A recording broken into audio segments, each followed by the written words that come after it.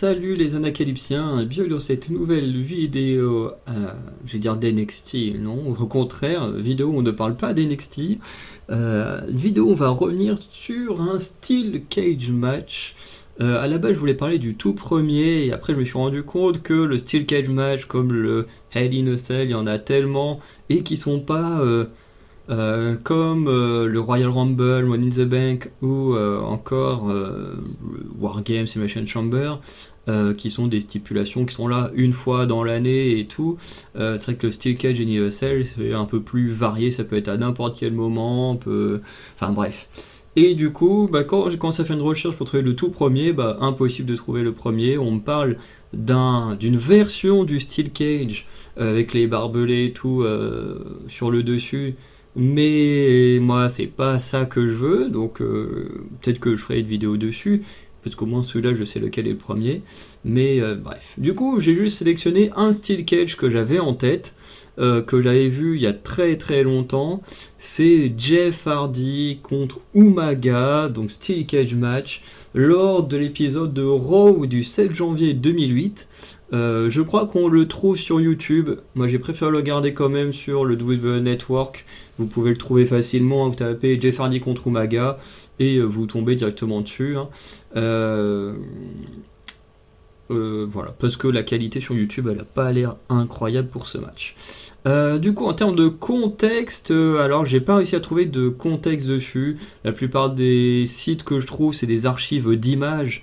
Mais il n'y a pas de texte en mode pourquoi les deux s'affrontent, pourquoi Randy Orton a autant la haine sur Jeff Hardy à ce moment-là. Et comme je suis pas un youtubeur uniquement sur le catch, j'ai pas le temps de faire des tonnes de recherches comme fait Mr. Rockin par exemple. Moi j'ai pas le temps de faire ça. Donc s'il y en a qui connaissent le contexte du match, notamment par rapport à Jeff Hardy et Randy Orton, n'hésitez pas à me le dire, parce que quand je vois là tous les matchs qu'on proposait où il y a Jeff Hardy et Umaga, non, il y a quand même des choses qui remontent un peu plus loin. Mais on a quand même un match qui était le jour de mon anniversaire, le 26 mai 2008, pile le jour de mes 13 ans, où on avait qui John Cena et Jeff Hardy contre Umaga et JBL. Donc ils ont continué à s'affronter durant l'année 2008, ils se sont affrontés en 2009, mais ils sont déjà affrontés aussi les années précédentes, Jeff et Umaga. Après je sais que 2008-2009, il y avait des rivalités avec Randy et Jeff Hardy, avec ce fameux moment où Jeff Hardy saute de je sais pas combien de mètres, faire une swanton bombe. Je sais qu'il y a ce truc là. Donc je sais qu'il y a la victoire où Jeff Hardy, je crois qu'il bat qui Randy. Non, c'est Triple H et Edge qui bat pour le titre WWE. C'est pas le même. C'est pas Randy Orton qui était dans ce match. Enfin bref, je sais que c'est dans ces années-là, parce que quand Jeff Hardy a quitté, moi j'ai arrêté de regarder un petit peu après. Donc bref. Donc pour ceux qui ont le contexte, n'hésitez pas à me le dire, parce que ayant 8 chaînes avec plein de thèmes différents, malheureusement je peux pas, étant tout seul à gérer les 8 chaînes, je peux pas du coup faire des recherches aussi poussées que des youtubeurs qui ont qu'une seule chaîne à gérer. Donc voilà. En tout cas, en ce qui concerne le match, c'était un très bon match. En même temps, j'en avais des très bons souvenirs, donc c'est pour ça que je l'ai pris. Si on se concentre sur le match en lui-même, donc on a quand même des grosses phases de domination de Umaga. D'ailleurs, le match, il dure 13 minutes. Les 13 minutes, enfin 13 minutes en comptant la fin avec la célébration, honnêtement, on les sent pas passer. Moi, je les ai pas du tout sentis passer. Pourtant, c'est pas non plus une corrélation, mais là il est midi, je commence à avoir faim.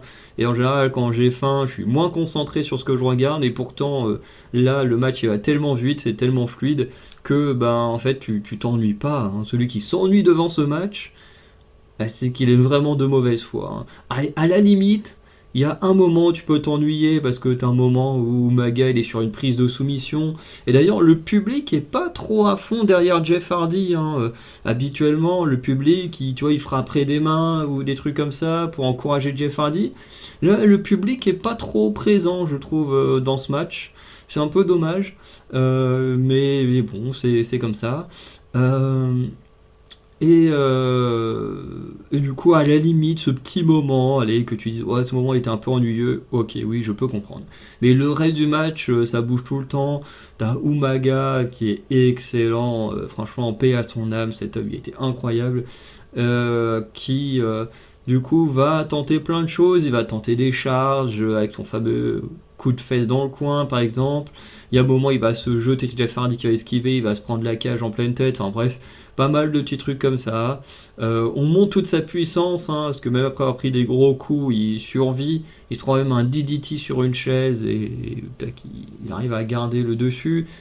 Chose que j'ai beaucoup aimé, c'est un tout petit détail, hein, mais qui, moi, je trouve manque beaucoup aujourd'hui. C'est le cassage du tombé en s'aidant des cordes. Donc là, Jeff Hardy met juste son pied sur la corde et hop, le tombé est cassé. Parce que aujourd'hui, c'est un peu chiant. Dans les matchs normaux, tous les tombés se cassent de la même manière. C'est hop là, je lève mon épaule ou machin. Alors oui, c'est la manière la plus simple. Mais quand tu es à côté des cordes, ça te demande aucune énergie de déplacer ton bras ou ta jambe. Et en plus, ça ferait un cassage de tombée un peu plus, enfin, un peu différent de juste que tout le monde fait dans tous les matchs. Voilà, donc. Puis dans les matchs par équipe, c'est pareil, c'est toujours la même chose, c'est juste toujours le gars d'à côté, boum, enfin l'équipier qui dégomme l'autre gars, et puis bon, c'est des petits détails, mais moi j'aime bien quand il y a un peu de variété, et là, casser le tombé comme ça, et ben moi j'aime bien, et pour moi ça peut donner des points en plus à un match, hein, d'avoir de la variété comme ça. Alors plus aujourd'hui, parce que à l'époque, en 2008, enfin je crois que j'ai regardé de 2006-7 à 2009, voire 2010, les grands max, j'ai réussi à tenir jusqu'en 2010, mais j'y crois pas trop. Mais à cette époque-là, c'était pas aussi, comment dire, rare de voir des tombées se casser parce que bah hop, je tiens la corde avec la main, tac, j'ai le pied sur la corde. C'était plutôt monnaie courante. C'est pas non plus à tous les matchs, mais c'était beaucoup plus monnaie courante qu'aujourd'hui où tu vois limite ça. Allez, si tu le vois 5 fois dans l'année, et je parle que à la WWE, bah c'est beau. Pourquoi il ouvre Outlook lui?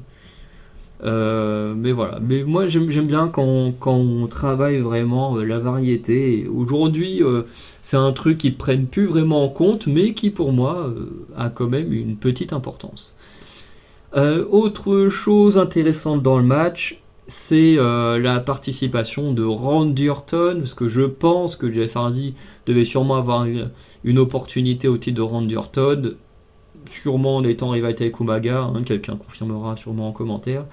Euh, mais comment dire, mais ce dernier va faire un travail qui est incroyable. Déjà, tout le long du match, il va soutenir Umaga, il va donner même parfois des ordres à Umaga, il va trash talk Jeff Hardy. Alors, je comprends pas tout ce qu'il dit, mais bon, on comprend très bien qu'il n'est pas en train de lui dire des mots doux à l'oreille, hein. Il y a même des moments quand Jeff Hardy est proche de la cage, tu le vois là qu'il essaye de choper là, à travers la cage, mais les barreaux sont beaucoup trop petits. C'est marrant. Comment dire, tu as un moment où il jette carrément des chaises à l'intérieur de la cage, d'où le fait que Jeff Hardy ait pu faire un DDT à Umaga sur une chaise, qui était vraiment très cool. Franchement, l'acting de Randy Orton, il est incroyable. En même temps, 2008-2009, je crois que c'est pour moi les meilleures années de Randy Orton. Voilà, hein. Et je crois que les pires que moi j'ai connus de Randy Orton, c'est sûrement RK-Bro. Alors peut-être que certains là ils vont s'insurger, auront kiffé RK-Bro et tout.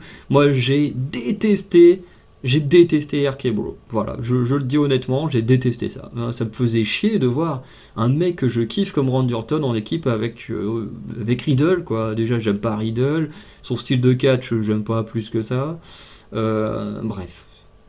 Je suis pas là pour descendre Riddle, mais voilà, ça me faisait chier de voir quelqu'un que j'adorais aux côtés d'un catcheur que j'aimais pas.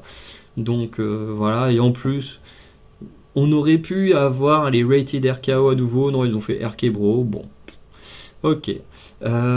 Du coup, on va revenir sur. Ok. Du coup, on revient un peu sur la continuité du match. Donc, Jeff Hardy va sûrement s'en sortir avec des esquives qui vont lui permettre de reprendre le dessus pendant quelques temps. Il y en a une que j'aime beaucoup, alors qui n'est pas vraiment une esquive, mais Umaga qui était monté sur la troisième corde pour prendre de la hauteur et sauter sur Jeff. Du coup, Jeff Hardy, intelligemment, il va taper dans les cordes, ce qui fait que ça va déséquilibrer. Umaga va se trouver avec la corde entre les jambes, et Jeff Hardy va faire un peu un move très connu des Hardy Boys, où normalement Matt Hardy se met à quatre pattes, et Jeff Hardy il prend de l'élan, et avec un appui sur le dos de Matt, il dégomme son adversaire dans le coin. Là il va faire la même chose, alors qu'Umaga est déjà en train de souffrir avec la corde entre les jambes, et en vrai le move était vraiment très sympa. On a Randy Orton aussi parce que Jeff Hardy va tenter de sortir par la porte et Randy Orton va lui exploser la porte au visage.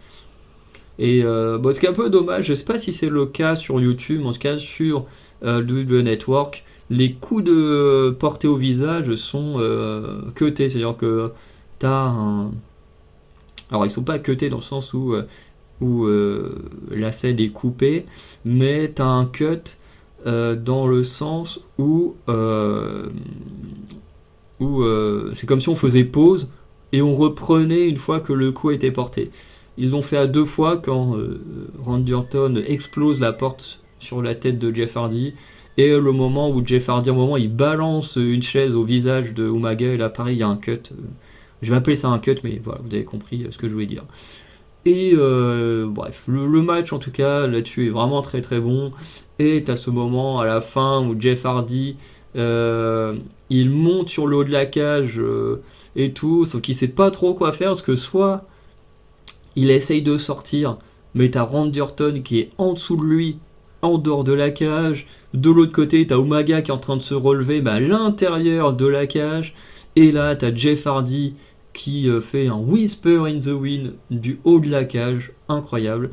Il dégomme Umaga, et là, ce que j'adore, c'est la tête de Randy Orton. Randy Orton, il regarde, il est bouche bée, même à un moment, il a un mimique avec les yeux en mode mais wow, attends, est-ce que je viens vraiment de voir ce qui se passe? Et genre, d'un coup, il a ses yeux qui s'écarquillent en mode wow, attends, je comprends plus ce qui se passe, qu'est-ce qui vient de se passer. Du coup, oui, Jeff Hardy remporte ce match avec le Whisper in the Wind. Alors, il va placer le Twist of Fate, le Whisper in the Wind, mais il n'y aura pas de Swanton Bomb dans ce match. D'ailleurs, Umaga ne placera pas son coup de pouce. Alors, je crois qu'il va quand même le placer un moment sur une course où il va dégommer Jeff, mais c'est pas comme habituellement où il fait son cri et ensuite bam, il dégomme comme fait Solo Sikoa aujourd'hui. Donc son vrai finisher, il l'aura pas fait. Dès que vous remportez son coup de fesse, il saura esquiver. Donc voilà. Et du coup, victoire de Jeff Hardy qui va remonter en haut de la cage. Et du coup, on aura un peu une confrontation avec Randy Orton en dessous. Et les deux vont un peu se teaser, très certainement, pour un match de championnat, je pense. Encore une fois, je pense que des gens qui s'y connaissent un peu plus